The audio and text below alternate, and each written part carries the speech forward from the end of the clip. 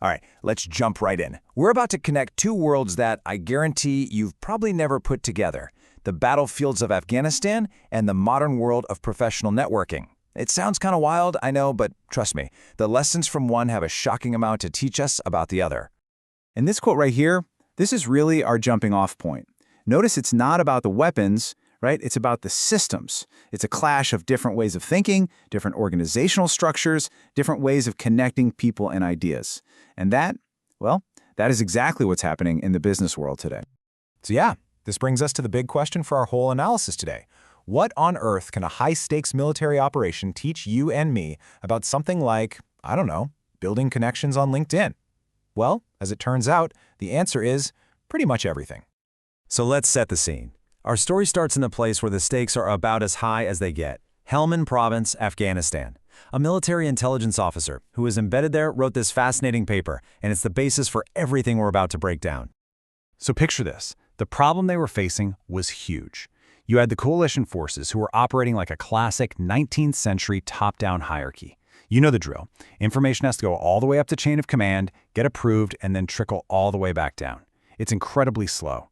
And who are they fighting? A decentralized, agile network that could make decisions and adapt in like minutes. It was a total fundamental mismatch.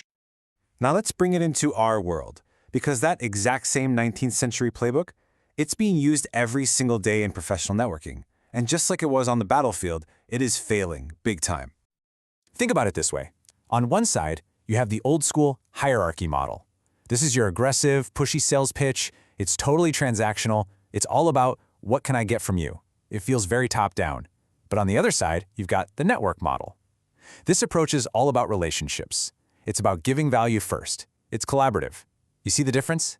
One is all about extracting value. The other is about creating it together.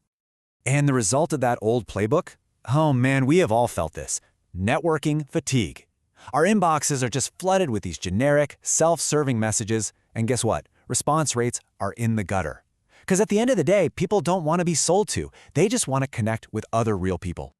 So just like the military in Helmand had to completely change their strategy to win, we need a huge paradigm shift in how we think about networking. This isn't about learning a new trick. It's about adopting a completely new mindset. And what's wild is how simple this new mindset is, but how powerful it can be. It's about shifting from just collecting contacts, like trading cards, to actually building genuine relationships. It means you adopt a give-first attitude.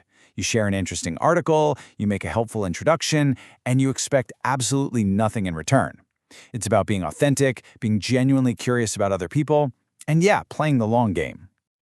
This quote from Keith Ferrazzi just nails it, doesn't it? The currency of real networking is not greed, but generosity.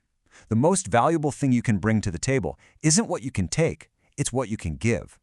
Generosity, that's the new currency. Okay, so we get the mindset shift. It makes sense. But how do we actually do it? How do we put it into practice? Well, this is your playbook. This is how you build connections that naturally, organically lead to opportunities. Here are 4 simple, actionable steps. First, provide value, no strings attached. It's that simple. Second, ask way better questions.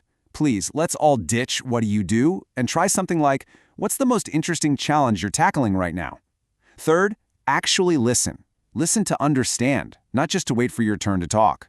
And fourth, when someone does ask what you do, share your purpose. Share the why behind your work, not just your job title. It's so much more compelling. And hey, here are a few practical, non-salesy ways to get a conversation going. Notice the pattern here? None of these are about you. Every single one is an invitation for the other person to share what they know and what they're passionate about. That's how you open the door to a real conversation, not just a sales pitch. So, the big question. Does all this soft, relationship-first stuff actually work? Well, let's go back to that battlefield in Afghanistan, because they actually measured the results of their shift from a rigid hierarchy to a fluid network, and the data is absolutely mind-blowing. Okay, so first they measured something called the Structural Agility Quotient, or SAQ. The easiest way to think about this is as a bureaucracy score. It literally just counts how many layers of management or approval, how many filters an idea has to go through before someone can act on it. And for this score, lower is way, way better. Second, They measured the quantity effects quotient, or QEQ. This is basically a measure of impact. It asks, are we just talking and having meetings, or are we actually getting things done? It looks at meaningful actions being taken. So for this one, a higher score is what you're aiming for. So check this out. Here's what happened when they started acting like a network. In August, their SAQ score, that bureaucracy score, was over 5. By November, just a few months later, it had plummeted to 1. They had basically flattened their whole hierarchy and ripped out all the unnecessary filters. And here's the payoff. As that bureaucracy vanished, their QEQ score, their impact score, just exploded. I mean, look at this. It went from about 1,600 in August to over 33,000 by November. That is a more than 20-fold increase in effective results. Fewer filters, less bureaucracy led to an exponential jump in impact. It's incredible. And this visual shows you the real-world result. On the left, that's a map from August, under the old slow system. The darker shaded areas, those were hostile no-go zones. Now look at the map on the right, just a few months later, after they switched to a network approach. Those hostile zones, they've practically vanished.